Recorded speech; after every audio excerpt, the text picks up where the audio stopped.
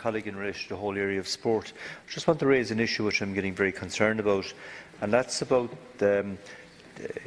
voluntary organisations, especially sports clubs, developing new facilities, and the charges that are being imposed by local authorities on them.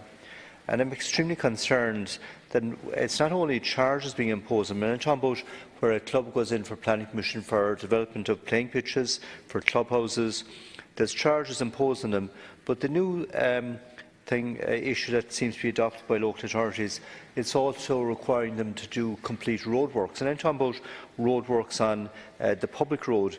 I've one club recently who has had a pre-planning meeting with a local authority, and they were told that they will have to complete the footpaths from the village literally to the sports facility.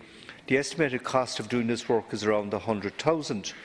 And I am actually shocked that we have local authorities where they are collecting charges from developers to provide backup support for development, and that includes playing facilities and recreational facilities.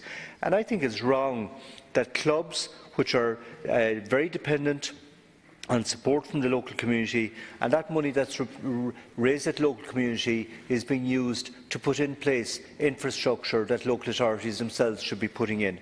And I really think it's something that we need to look at, and that we should not, and in fact we should have a change in the legislation, that if a voluntary organisation, whether it's a GAA club, whether it's a soccer club, whether it's anything that's providing facilities for a local community, they should not have to pay planning charges in the way that they are now being required to do so. And also then the local authority are also using this other mechanism of requiring them to do infrastructure work, which is the responsibility of the local authority. And I am asking, Leader, that this matter would be debated and that the Minister would be in here.